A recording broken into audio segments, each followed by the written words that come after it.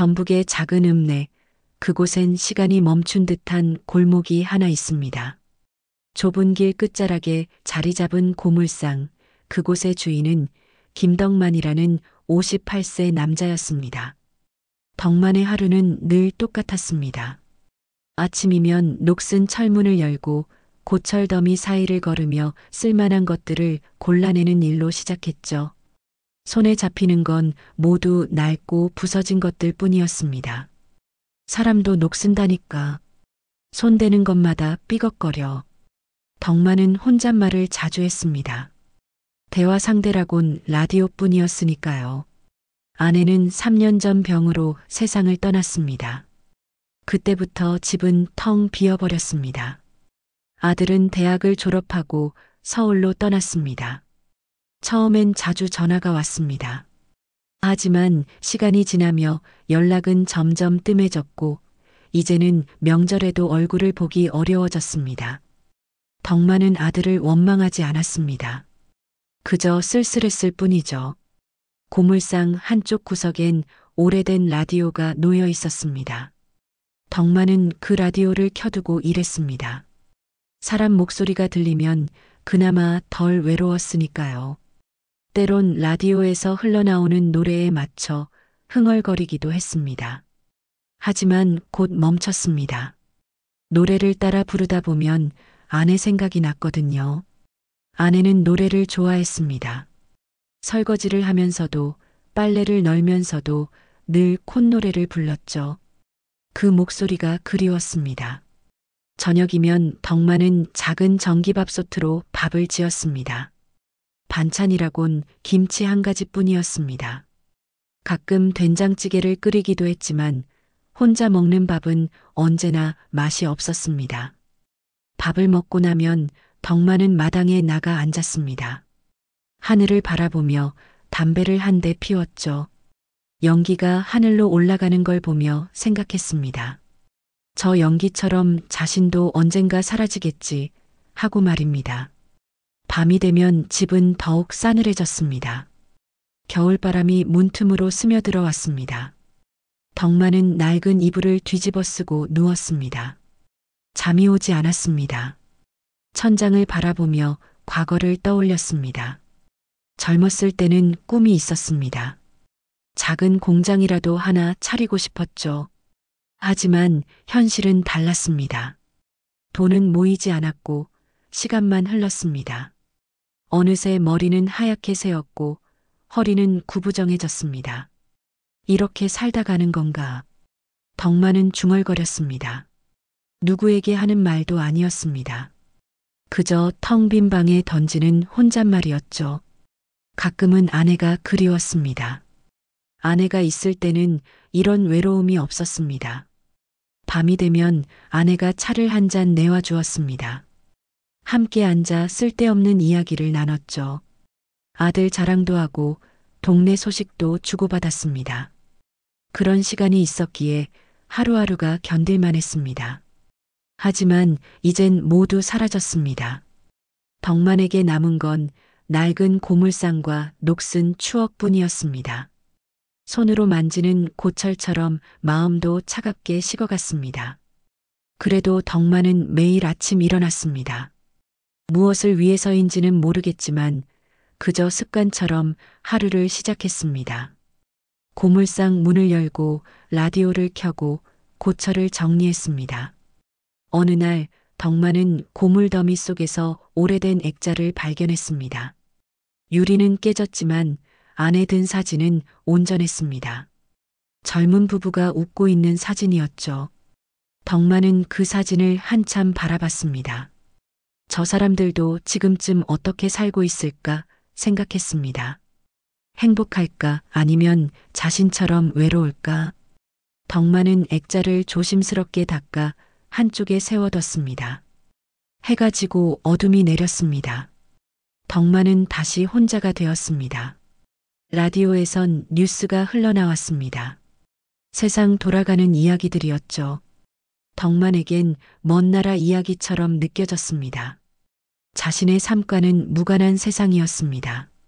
덕만은 라디오를 끄고 밖으로 나갔습니다. 밤하늘엔 별이 총총했습니다. 덕만은 하늘을 올려다보며 깊은 한숨을 내쉬었습니다. 내일도 오늘 같겠지. 그렇게 덕만의 하루가 끝났습니다. 내일도 모레도 아마 그 다음 날도 똑같을 것입니다. 변하는 건 아무것도 없었습니다. 덕만은 그렇게 생각했습니다. 하지만 세상은 예고 없이 변하는 법입니다. 곧 덕만의 삶에도 작은 변화가 찾아올 예정이었습니다. 다만 덕만은 아직 그것을 몰랐을 뿐이죠. 그날 밤은 유난히 추웠습니다. 찬바람이 골목을 휘감으며 지나갔고 덕만은 이불 속에서도 몸을 웅크렸습니다. 잠은 쉽게 오지 않았습니다. 새벽 4시쯤 덕만은 희미한 소리에 잠을 깼습니다. 낑낑거리는 소리였습니다. 처음엔 바람 소리인 줄 알았습니다. 하지만 소리는 계속 들렸습니다. 덕만은 이불을 걷어차고 일어났습니다. 뭔 소리요? 덕만은 중얼거리며 문을 열었습니다. 차가운 공기가 얼굴을 때렸습니다. 소리는 고물상 앞쪽에서 들려왔습니다. 덕만은 손전등을 들고 밖으로 나갔습니다. 철문 앞에 낡은 박스 하나가 놓여 있었습니다. 박스는 테이프로 대충 봉해져 있었고 안에서 소리가 났습니다. 덕만은 박스를 들춰봤습니다. 그 순간 눈이 마주쳤습니다. 진돗개 새끼 3마리가 박스 안에서 떨고 있었습니다. 누가 이런 짓을. 덕만은 작게 혀를 찼습니다. 새끼들은 아직 눈도 제대로 뜨지 못한 것 같았습니다. 몸은 작고 가늘었고 털은 더러웠습니다. 추위에 떨며 서로를 감싸 안고 있었죠. 덕만은 박스를 들고 한참 서 있었습니다. 안으로 가져갈지 그냥 둘지 고민했습니다. 자신도 먹고 살기 빠듯한 형편이었습니다. 개 3마리를 키울 여력은 없었죠. 내 한몸 건사도 힘든데. 덕만은 중얼거렸습니다. 하지만 발이 떨어지지 않았습니다. 새끼들은 덕만을 올려다봤습니다. 작고 까만 눈망울이 덕만을 바라보고 있었습니다. 그 눈빛엔 간절함이 담겨 있었습니다.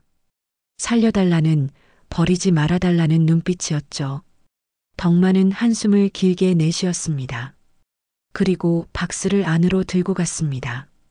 집안은 따뜻하지 않았습니다. 덕만은 난로를 켰습니다. 그리고 낡은 담요를 꺼내 박스 안에 깔아줬습니다. 새끼들은 담요에 코를 비볐습니다. 덕만은 부엌으로 가서 우유를 데웠습니다. 그릇에 우유를 담아 새끼들 앞에 놓았죠. 새끼들은 금방 우유를 하야먹기 시작했습니다. 배가 많이 고팠던 모양이었습니다. 덕만은 새끼들을 바라보며 앉아 있었습니다. 오랜만에 느끼는 감정이었습니다. 누군가를 돌본다는 것, 누군가에게 필요한 사람이 된다는 것. 아내가 죽고 아들이 떠난 뒤로는 그런 감정을 느낄 일이 없었습니다. 덕만은 새끼 1마리를 조심스럽게 손으로 쓰다듬었습니다. 작고 부드러운 털이 손끝에 닿았습니다. 새끼는 덕만의 손을 핥았습니다.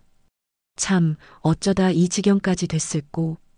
덕만은 중얼거렸습니다. 새끼들을 버린 사람이 원망스러웠습니다. 생명을 이렇게 함부로 버리다니 이해할 수 없었죠. 하지만 동시에 안도했습니다. 자신이 발견했으니 다행이라고 생각했습니다.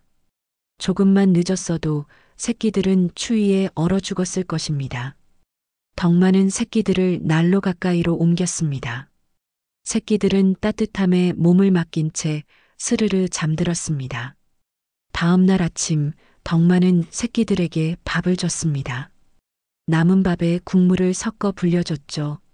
새끼들은 허겁지겁 먹었습니다. 덕만은 그 모습을 보며 작게 웃었습니다.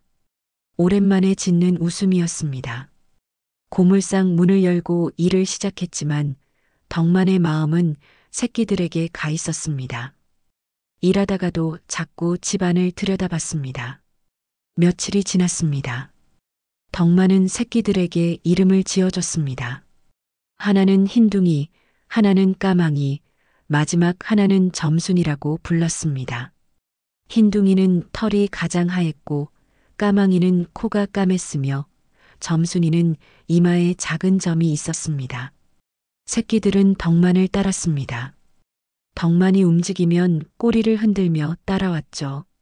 덕만의 하루가 조금씩 달라지기 시작했습니다. 아침에 눈을 뜨면 새끼들이 반겼습니다. 밥을 먹을 때도 새끼들이 곁에 있었습니다. 일을 하다가도 새끼들이 재롱을 부리면 덕만은 잠시 일손을 멈추고 놀아줬습니다. 라디오만 들리던 집에 이제는 새끼들의 낑낑거리는 소리가 울려 퍼졌습니다. 이상하게도 그 소리가 듣기 좋았습니다. 어느 저녁 덕만은 새끼들을 안고 앉아 있었습니다. 새끼들은 덕만의 무릎에 엎드려 잠들었습니다. 덕만은 그들의 따뜻한 체온을 느끼며 생각했습니다. 이 작은 생명들이 자신에게 온 것은 우연이 아닐지도 모른다고, 어쩌면 누군가 보낸 선물인지도 모른다고 말입니다. 덕만은 창밖을 바라봤습니다. 밤하늘에 별이 빛나고 있었습니다. 고맙다 얘들아. 덕만은 작게 속삭였습니다.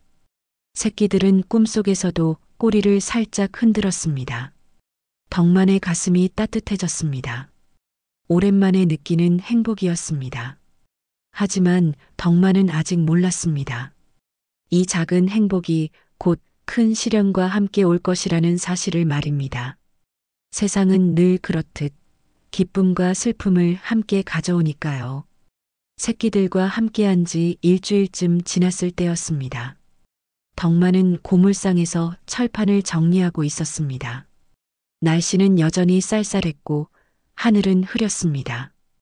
오후 2시쯤 낯선 남자가 고물상 앞에 나타났습니다.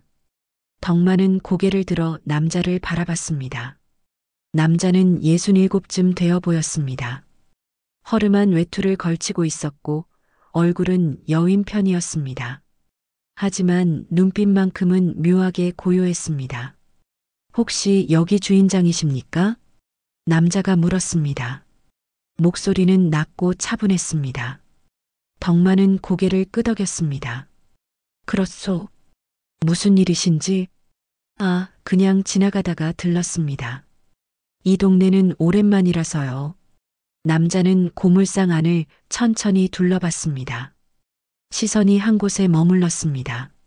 난로 옆에서 자고 있는 진돗개 새끼들이었습니다. 남자는 한참 동안 새끼들을 바라봤습니다. 표정은 읽기 어려웠습니다.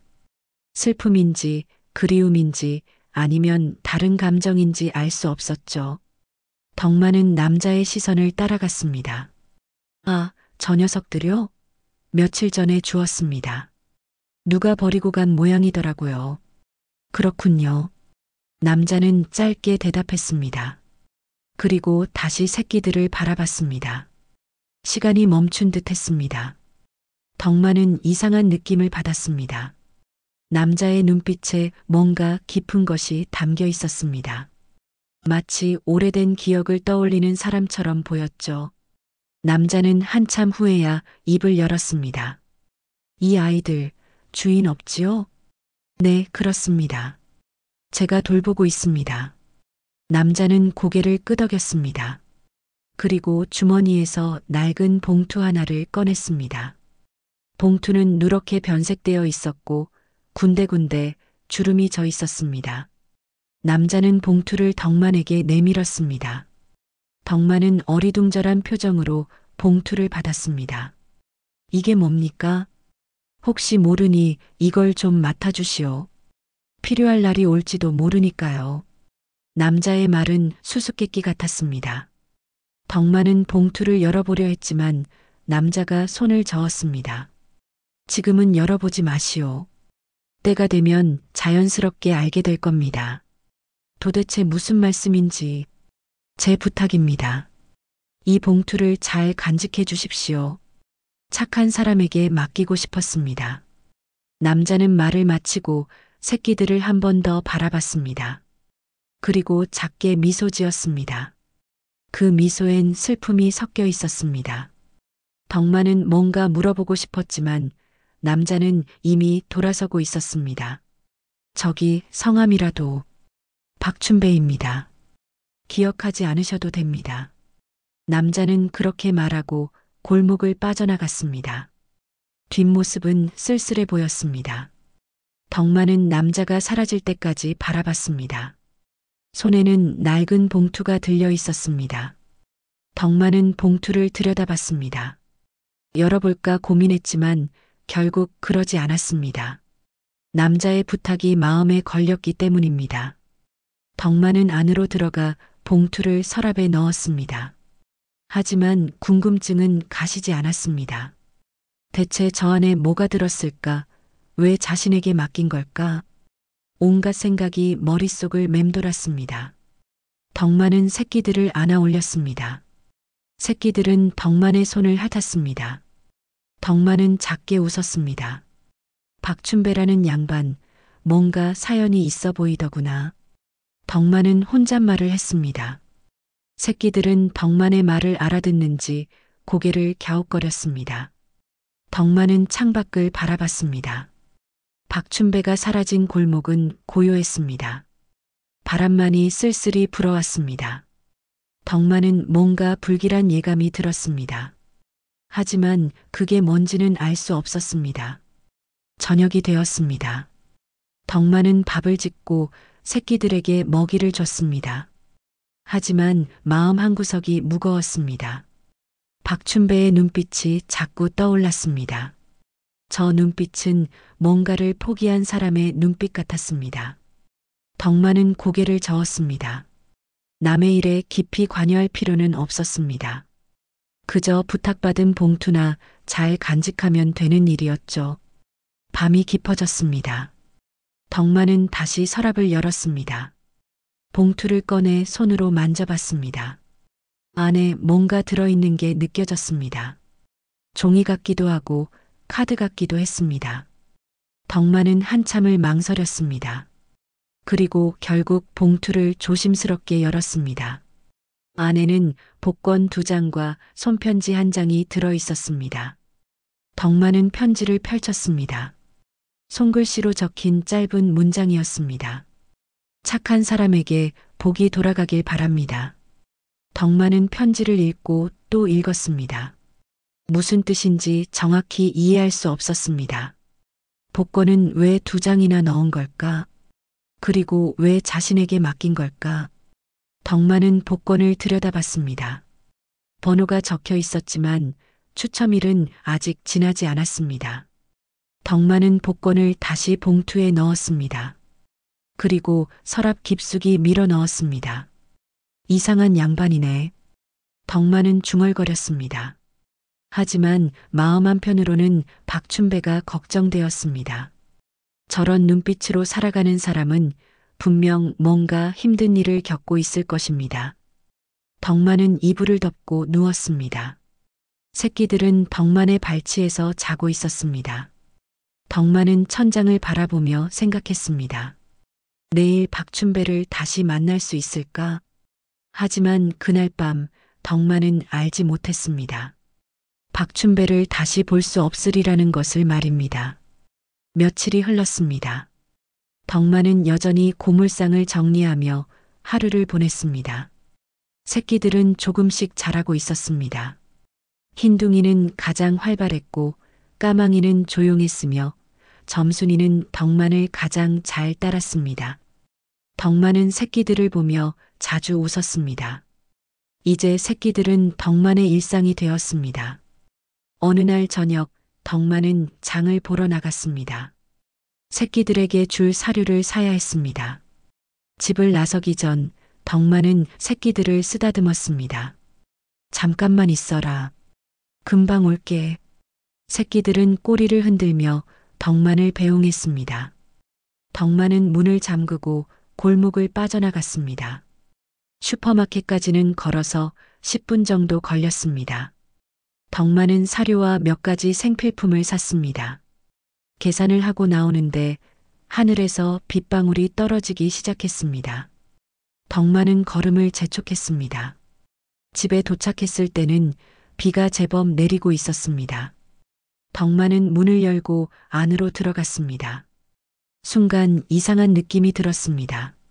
집안이 너무 조용했습니다. 평소 같으면 새끼들이 반갑게 달려왔을 텐데 아무 소리도 들리지 않았습니다. 덕만은 가방을 내려놓고 안으로 들어갔습니다. 얘들아, 어디 있노? 대답은 없었습니다. 덕만은 난로 쪽으로 갔습니다.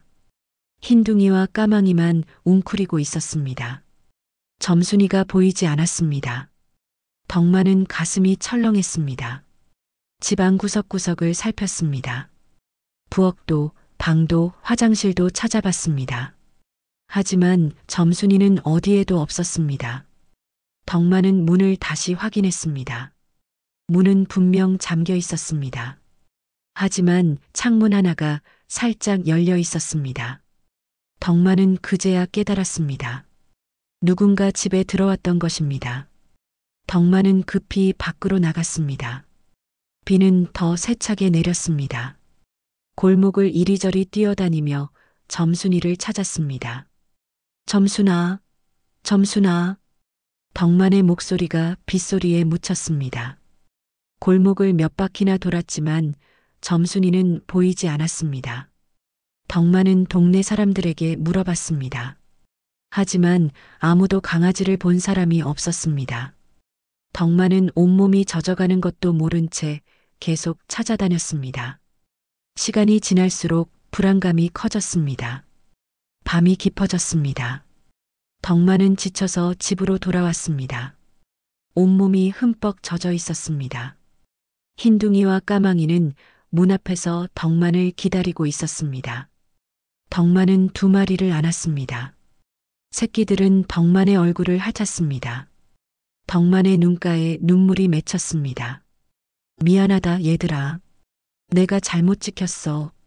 덕만은 두 마리를 품에 안고 중얼거렸습니다. 가슴이 아팠습니다. 점순이는 세 마리 중에서 가장 작고 약했습니다.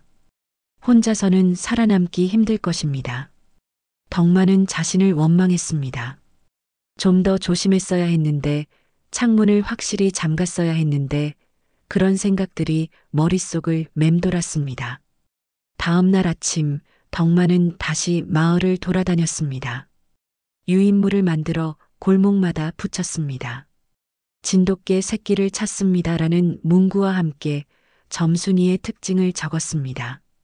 하지만 연락은 오지 않았습니다. 덕만은 하루 종일 초조하게 기다렸습니다. 일도 손에 잡히지 않았습니다. 저녁이 되었습니다. 덕만은 마당에 나가 앉았습니다.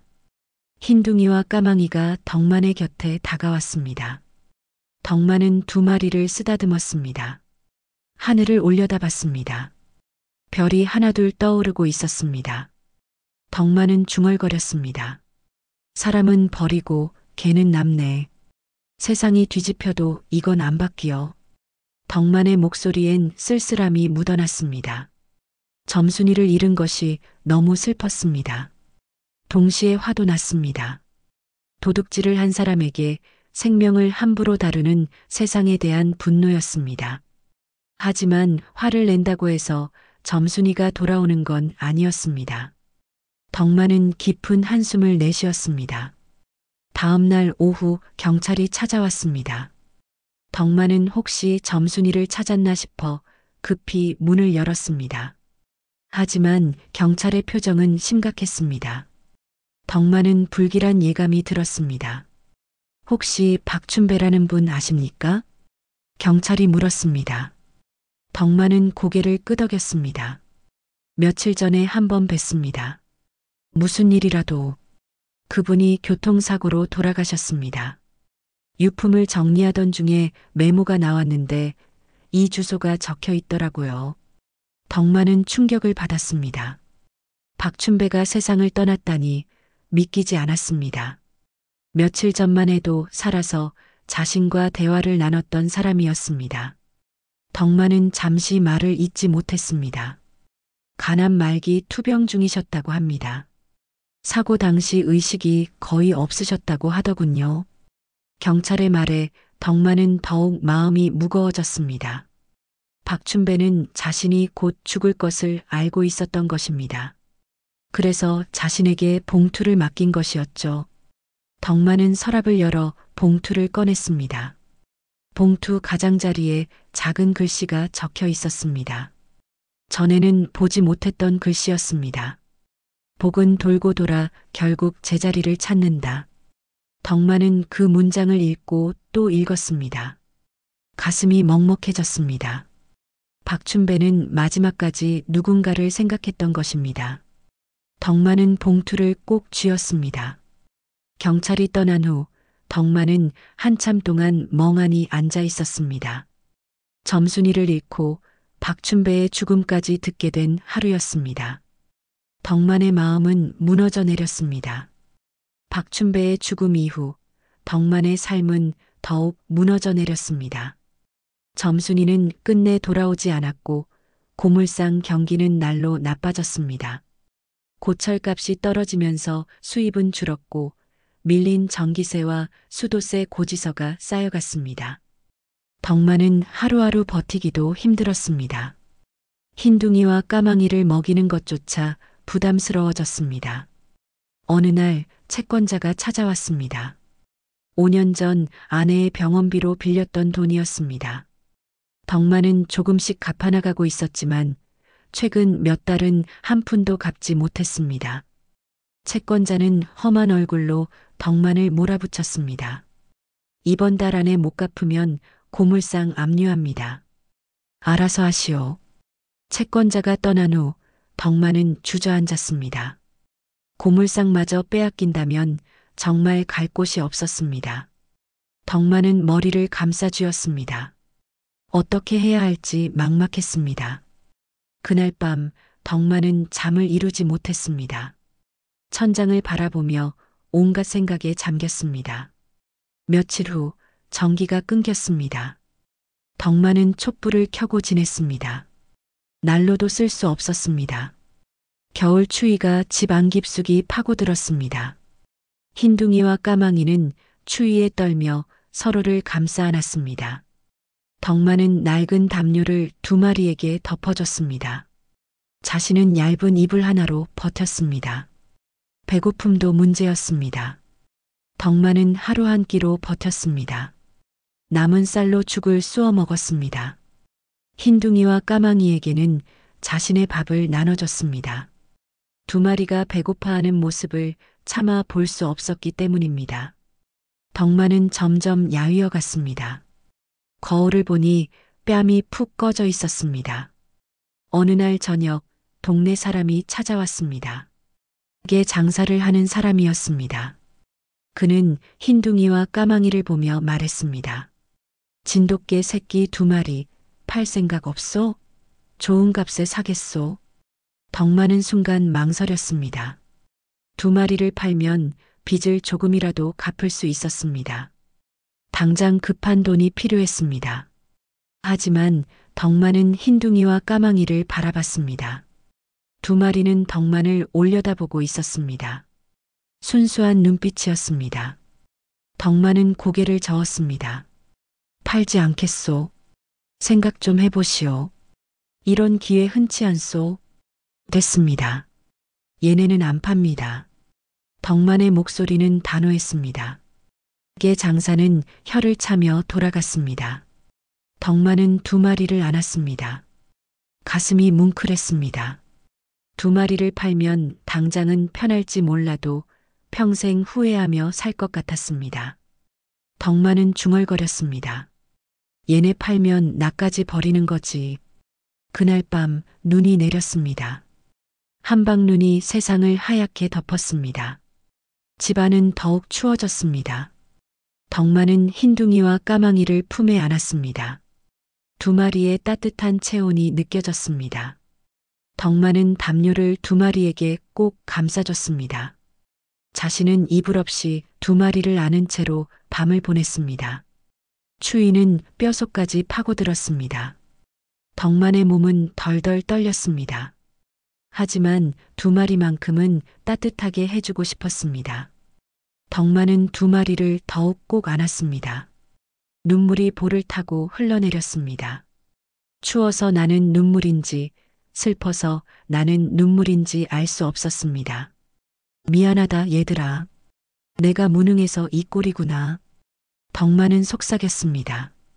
흰둥이와 까망이는 덕만의 얼굴을 핥았습니다. 그 작은 위로에 덕만의 눈물은 더욱 쏟아졌습니다. 덕만은 깨달았습니다.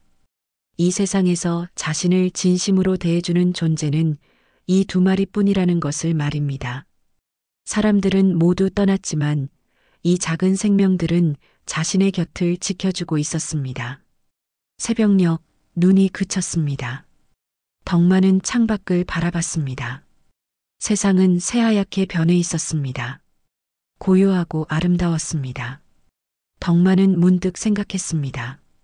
이대로 눈 속에 잠들면 편하지 않을까 하고 말입니다. 하지만 곧 고개를 저었습니다. 흰둥이와 까망이가 있었습니다. 자신이 사라지면 이 아이들은 어떻게 되겠습니까? 덕만은 두 마리를 내려다봤습니다. 두 마리는 평온하게 잠들어 있었습니다. 덕만의 품 안에서 안전하다고 믿고 있는 것 같았습니다. 덕만은 다짐했습니다. 어떻게든 버텨내겠다고, 이 아이들을 끝까지 지키겠다고 말입니다. 그것이 자신에게 남은 마지막 책임이었습니다. 아침이 밝았습니다. 덕만은 몸을 일으켰습니다. 온몸이 뻐근했습니다. 하지만 포기할 수 없었습니다. 덕만은 마지막 남은 쌀로 죽을 끓였습니다. 흰둥이와 까망이에게 먼저 먹였습니다. 두 마리가 다 먹고 나서야 덕만은 남은 것을 먹었습니다. 양은 얼마 되지 않았지만 따뜻했습니다. 덕만은 고물상 문을 열었습니다. 눈이 쌓인 마당을 쓸어냈습니다. 일을 해야 했습니다. 움직이지 않으면 정말 끝이었습니다. 덕만은 삽을 들고 눈을 치웠습니다. 숨이 가빠졌지만 멈추지 않았습니다. 흰둥이와 까망이는 마당에서 덕만을 바라봤습니다. 덕만은 두 마리를 보며 미소 지었습니다. 조금만 버티자. 우리 조금만 더 버티면 돼. 덕만은 자신에게 그리고 두 마리에게 말했습니다. 하지만 덕만은 아직 몰랐습니다. 곧 모든 것이 바뀔 것이라는 사실을 말입니다. 절망의 끝에서 희망이 찾아오리라는 것을 덕만은 아직 알지 못했습니다. 며칠이 더 지났습니다. 덕만은 여전히 고물상에서 일했습니다. 몸은 지쳤지만 멈출 수 없었습니다. 흰둥이와 까망이를 먹여야 했고 자신도 살아야 했습니다. 어느 날 오후 덕만은 라디오를 틀었습니다. 오랜만에 켜보는 라디오였습니다. 전기가 다시 들어온 것은 아니었지만 건전지로 작동하는 오래된 라디오가 있었습니다. 라디오에서는 뉴스가 흘러나왔습니다. 덕만은 무심코 듣고 있었습니다. 그러다 한 소식에 귀가 번쩍 뜨였습니다. 이번 주 로또 추첨 결과를 알려드립니다. 1등 당첨 번호는 7, 14, 23, 31, 38, 42번입니다. 덕만은 순간 멈췄습니다. 뭔가 떠올랐습니다. 박춘배가 맡긴 봉투, 그 안에 복권이 들어 있었습니다. 덕만은 급히 서랍을 열었습니다. 손이 떨렸습니다. 봉투를 꺼내 복권 두 장을 확인했습니다.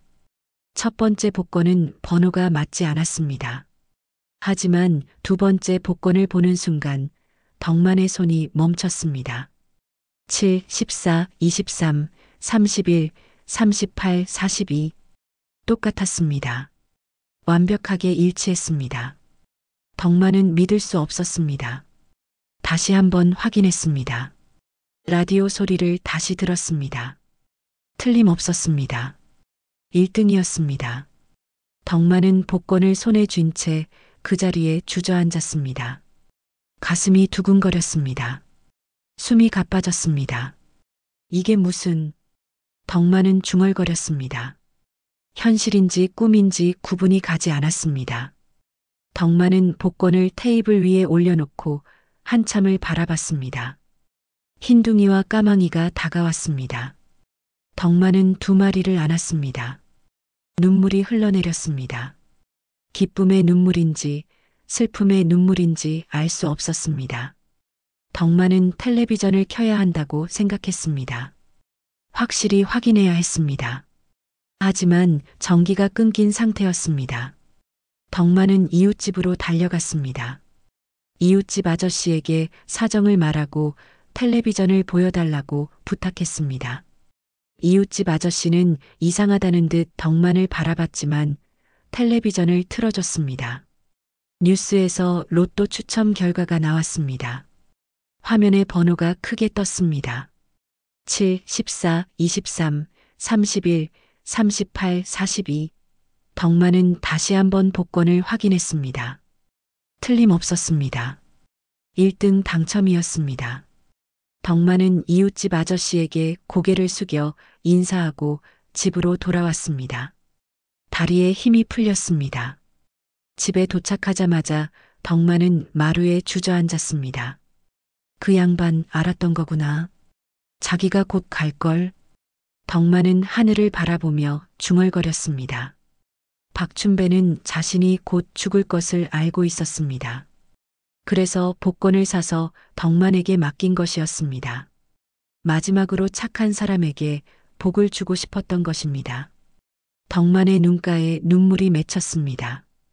박춘배의 얼굴이 떠올랐습니다. 그 고요한 눈빛, 쓸쓸한 미소가 생생했습니다. 고맙습니다. 박춘배 선생님. 덕만은 하늘을 향해 속삭였습니다. 고마움과 미안함이 동시에 밀려왔습니다. 박춘배는 자신에게 이런 큰 선물을 남기고 갔습니다. 하지만 덕만은 박춘배를 제대로 알지도 못했습니다. 더 이야기를 나눌 수도 없게 되었습니다. 덕만은 복권을 꼭 쥐고 눈을 감았습니다.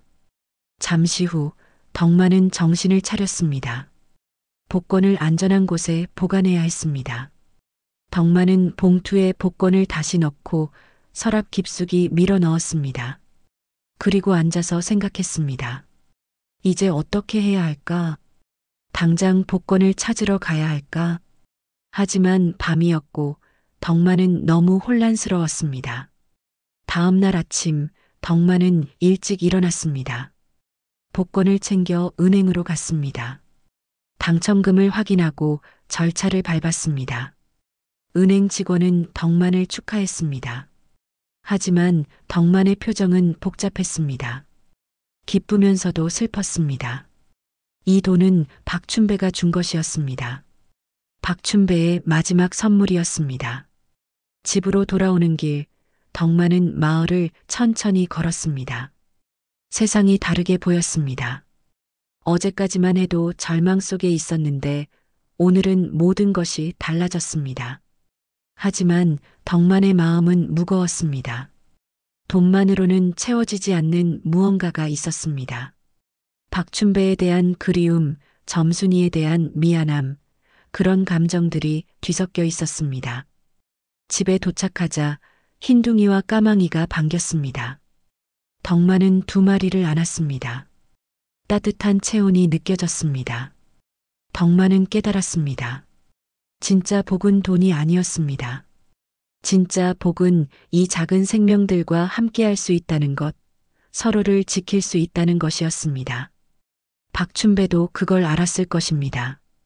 그래서 복권과 함께 편지를 남긴 것입니다. 덕만은 봉투에서 편지를 다시 꺼냈습니다. 착한 사람에게 복이 돌아가길 바랍니다라는 문장을 읽고 또 읽었습니다. 그리고 봉투 가장자리에 적힌 또 다른 문장도 읽었습니다. 복은 돌고 돌아 결국 제자리를 찾는다. 덕만은 이제 그 의미를 이해했습니다. 복이라는 게 돈이 아니라 마음이었네. 덕만은 중얼거렸습니다. 박춘배는 덕만에게 돈을 준 것이 아니었습니다. 마음을 준 것이었습니다. 착한 마음을 가진 사람에게 보답하고 싶었던 마음, 자신이 못다한 일을 이어가 달라는 마음이었습니다. 덕만은 그 마음을 받았습니다. 이제 덕만이 그 마음을 이어갈 차례였습니다. 저녁이 되었습니다. 덕만은 흰둥이와 까망이에게 좋은 사료를 사다 줬습니다. 오랜만에 배불리 먹는 두 마리를 보며 덕만은 미소 지었습니다. 덕만 자신도 제대로 된 식사를 했습니다.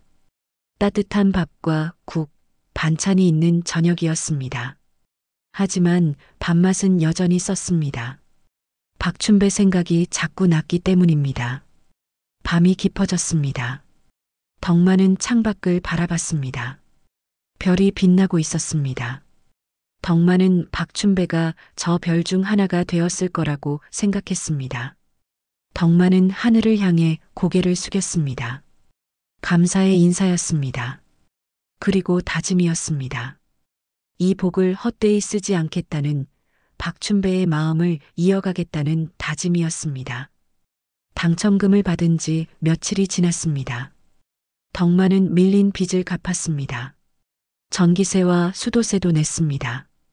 오랜만에 집에 불이 들어오고 물이 나왔습니다. 하지만 덕만의 마음은 여전히 무거웠습니다. 박춘배에 대해 더 알고 싶었습니다. 왜 자신에게 복권을 맡겼는지, 박춘배는 어떤 사람이었는지 궁금했습니다. 어느 날 오후 고물상에 노인 한 분이 찾아왔습니다. 70 가까이 되어 보이는 할아버지였습니다. 할아버지는 덕만을 보더니 물었습니다. 혹시 김덕만 씨 맞습니까? 그렇습니다. 누구신지요?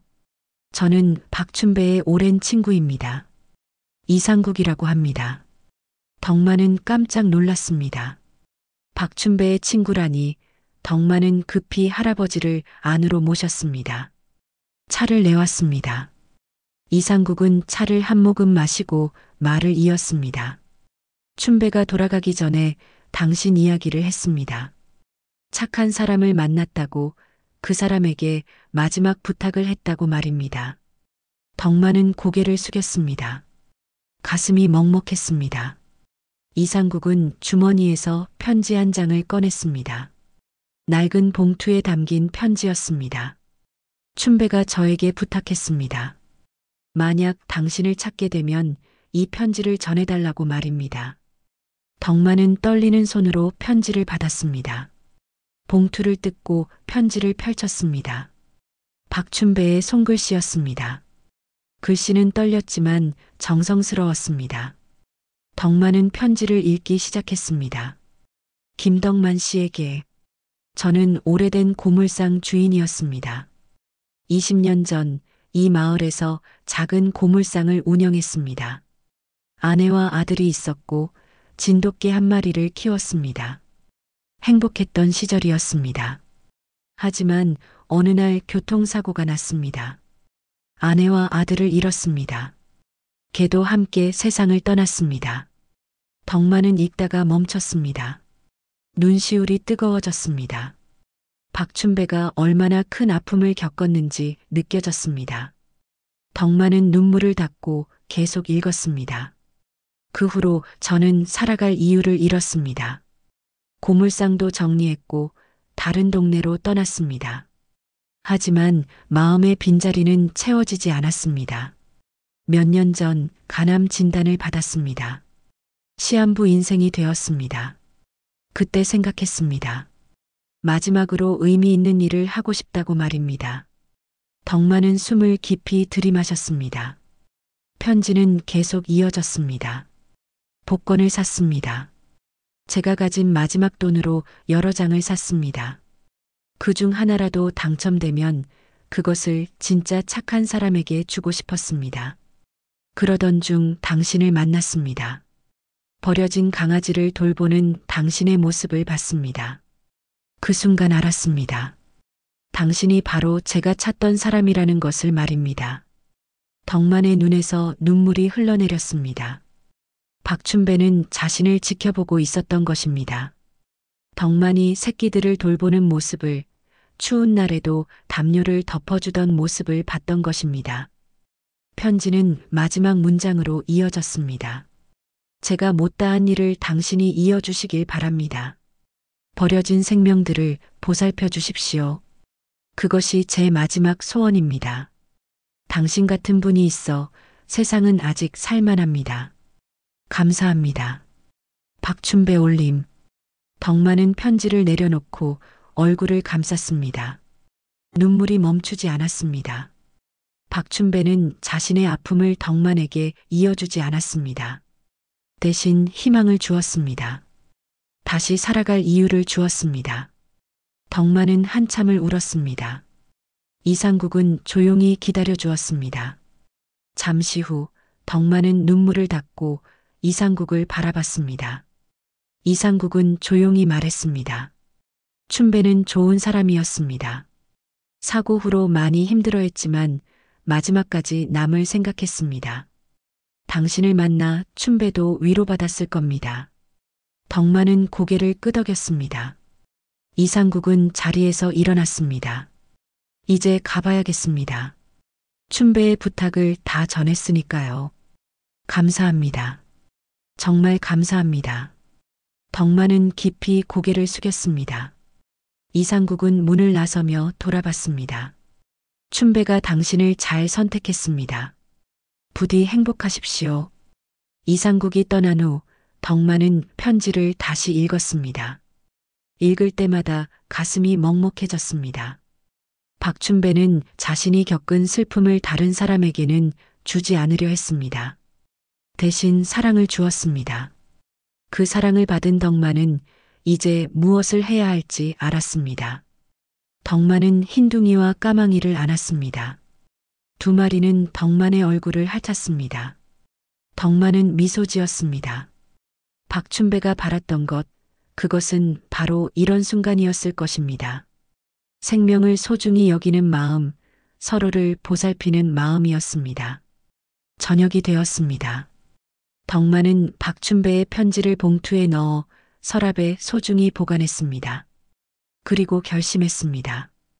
당첨금으로 무엇을 할지 이미 정해져 있었습니다. 박춘배의 뜻을 이어받아 보호소를 만들기로 했습니다. 버려진 동물들을 돌보는 곳, 그곳에 박춘배의 이름을 새기기로 했습니다. 덕만은 창밖을 바라봤습니다. 밤하늘에 별이 총총했습니다. 덕만은 하늘을 향해 속삭였습니다. 춘배 선생님, 제가 잘 이어가겠습니다. 약속합니다. 별은 조용히 빛났습니다. 마치 대답하는 것처럼 반짝였습니다. 덕만은 흰둥이와 까망이를 안고 앉아 있었습니다. 따뜻한 밤이었습니다. 박춘배의 마음이 덕만에게 전해진 밤이었습니다. 덕만은 이제 혼자가 아니었습니다. 박춘배의 뜻과 함께 흰둥이와 까망이와 함께 새로운 시작을 준비하고 있었습니다. 봄이 찾아왔습니다. 추운 겨울이 지나고 따뜻한 바람이 불기 시작했습니다. 덕만은 그동안 많은 일을 했습니다. 고물상을 정리했습니다. 오랜 세월 쌓였던 고철과 잡동사니들을 정리하는 데는 한 달이 걸렸습니다. 덕만은 하나하나 정리하며 과거와 작별했습니다. 낡은 것들을 보내고 새로운 시작을 준비했습니다. 고물상이 있던 자리는 넓어졌습니다. 덕만은 그곳에 보호소를 지었습니다. 크지 않았지만 따뜻한 공간이었습니다. 벽을 새로 칠하고 바닥을 깔끔하게 정리했습니다. 강아지들이 지낼 수 있는 공간을 만들었습니다. 겨울에도 따뜻하고 여름에도 시원한 곳이었습니다. 마당에는 잔디를 심었습니다. 강아지들이 뛰어놀 수 있도록 말입니다. 보호소가 완성되던 날 덕만은 간판을 달았습니다. 간판에는 이렇게 적혀 있었습니다. 춘배와 선자의 보호소. 춘배는 박춘배의 이름이었고 선자는 덕만의 아내 이름이었습니다. 덕만은 두 사람 모두를 기억하고 싶었습니다. 자신에게 사랑을 가르쳐준 사람들이었으니까요. 간판을 달고 나니 가슴이 뭉클했습니다. 덕만은 간판을 한참 바라봤습니다. 여보, 춘배 선생님, 이제 시작입니다. 덕만은 조용히 중얼거렸습니다. 하늘을 올려다봤습니다. 구름 사이로 햇살이 비쳤습니다. 따뜻한 빛이었습니다. 덕만은 미소 지었습니다. 두 사람이 지켜보고 있는 것 같았습니다. 보호소 문을 열자 곧 소문이 퍼졌습니다. 버려진 강아지를 데려오는 사람들이 하나둘 나타났습니다. 덕만은 모든 강아지를 받아들였습니다. 아픈 강아지는 치료해 주었고 배고픈 강아지는 먹였습니다. 무서워하는 강아지는 안아주며 달래주었습니다. 덕만의 손길은 따뜻했습니다. 흰둥이와 까망이는 이제 많이 자랐습니다. 두 마리는 보호소의 터줏대감이 되었습니다. 새로운 강아지들을 반겼고 함께 놀아주었습니다. 특히 까망이는 어린 강아지들을 잘 돌봤습니다. 마치 형처럼 행동했습니다. 흰둥이는 활발하게 뛰어다니며 분위기를 밝게 만들었습니다. 어느 날 저녁 덕만은 마당에 앉아 있었습니다. 강아지들이 잔디밭에서 뛰어놀고 있었습니다. 6마리의 강아지가 서로 장난치며 놀았습니다. 덕만은 그 모습을 보며 흐뭇해했습니다. 이것이 바로 박춘배가 바랐던 모습이겠죠. 생명들이 행복하게 사는 모습 말입니다. 그때 한 아이가 보호소를 찾아왔습니다. 10살쯤 되어 보이는 여자아이였습니다. 아이는 작은 박스를 들고 있었습니다. 박스 안에서 소리가 났습니다. 덕만은 아이에게 다가갔습니다. 무슨 일이니? 아저씨, 이 강아지 좀 부탁드려요. 엄마가 키우지 말래요. 아이의 눈에는 눈물이 맺혀 있었습니다. 덕만은 박스를 열어봤습니다. 작은 강아지 한 마리가 떨고 있었습니다. 털은 하얗고 눈은 까맣고 맑았습니다. 덕만은 순간 숨이 멎었습니다. 점순이와 닮았습니다. 덕만은 조심스럽게 강아지를 안았습니다. 걱정 마. 아저씨가 잘 돌볼게. 정말요? 자주 보러 와도 돼요? 물론이지. 언제든 와. 아이는 안도하며 웃었습니다. 강아지를 쓰다듬고 작별 인사를 했습니다. 아이가 떠난 후 덕만은 강아지를 품에 안고 한참을 바라봤습니다. 이상하게 마음이 따뜻해졌습니다. 잃어버렸던 점순이가 돌아온 것 같았습니다. 덕만은 강아지에게 이름을 지어줬습니다. 넌 희망이야. 희망이라고 부를게. 희망이는 덕만의 손을 핥았습니다. 작고 따뜻한 혀의 감촉이었습니다. 덕만은 미소 지었습니다. 희망이를 마당에 내려놓자 흰둥이와 까망이가 다가왔습니다. 3마리는 금방 친해졌습니다.